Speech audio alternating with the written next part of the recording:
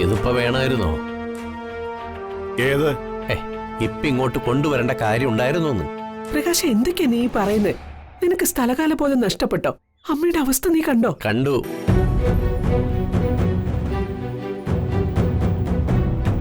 ഇത്രയും അവശനിലയിലായ അച്ഛമ്മയെ എന്തിനിങ്ങോട്ട് കൊണ്ടുവന്നു? ആശുപത്രി തന്നെ കിടത്തിയ മതിയായിരുന്നില്ലേ? ഡോക്ടറാണ് ഡിസ്ചാർജ് ചെയ്തത്. ഇനിയുള്ള ചികിത്സകളൊക്കെ വീട്ടിൽ മതിയെന്നാ പറഞ്ഞത്. അങ്ങനെയാണെങ്കിൽ അച്ഛമ്മയെ വിക്രമിന്റെ വീട്ടിലേക്ക് എന്നെ കൊണ്ടുപോയിരുന്നില്ലേ?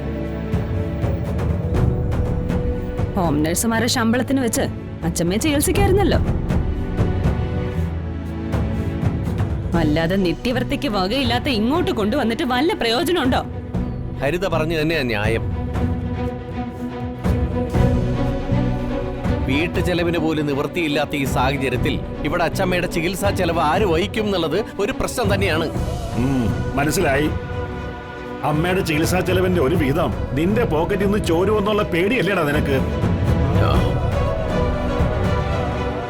അച്ഛനമ്മമാരെ കണ്ണീര് കുടിപ്പിച്ച് സ്വന്തം കാര്യം നോക്കുന്നവനല്ലേ നീ?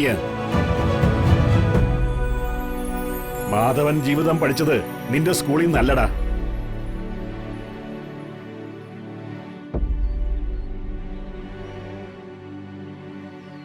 എന്റെ അമ്മയാണ് എനിക്ക് വലുത്.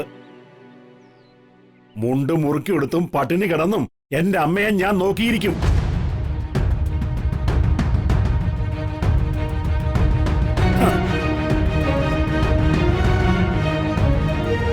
ഇതിൽ എന്തൊക്കെയോ ദുരൂഹതകൾ മണക്കുന്നുണ്ട്. അച്ഛമ്മയുടെ അവസ്ഥ ഇങ്ങനെയായി. എനിക്കുണ്ടായ ദുരന്തം തന്നെ വർഷയ്ക്കും ഉണ്ടായി. ഒരു കുഞ്ഞ് നഷ്ടപ്പെടുമ്പോഴുള്ള സങ്കടം അത് അനുഭവിച്ചവർക്കേ അറിയൂ. ഇതിലും എനിക്ക് എന്തൊക്കെയോ സംശയങ്ങളുണ്ട്. ഒന്ന് നിർത്തുന്നുണ്ടോ?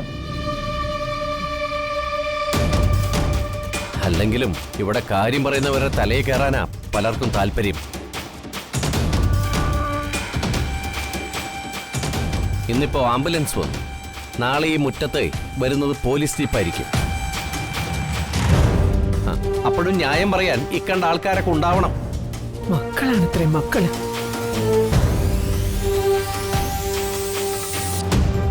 ഹരിത പറയുന്നത് പോട്ടെ, അവള് വന്നു കയറിയ പെണ്ണ. അതുപോലല്ല നീ. കുട്ടിക്കാലത്ത് ആ അച്ഛമ്മ പറയുന്ന കഥകൾ കേട്ട നീ ഉറങ്ങാറ്. ഏത് വിശേഷങ്ങൾക്ക് പോയാലും അച്ഛമ്മയുടെ വിരലിൽ പിടിച്ച നിന്റെ നടപ്പ്. ഓ, തുടങ്ങിയ ഒരു പഴംപുരാണം. എന്ത് പറഞ്ഞാലും അവസാനം ഒരു സെന്റിമെന്റൽ ലോക്കിൽ കൊണ്ട് നിർത്തും. അതോടെ എല്ലാവരും ഫ്ലാറ്റ്. എല്ലാം അവസാനിപ്പിക്കുന്നുണ്ട് ഞാൻ.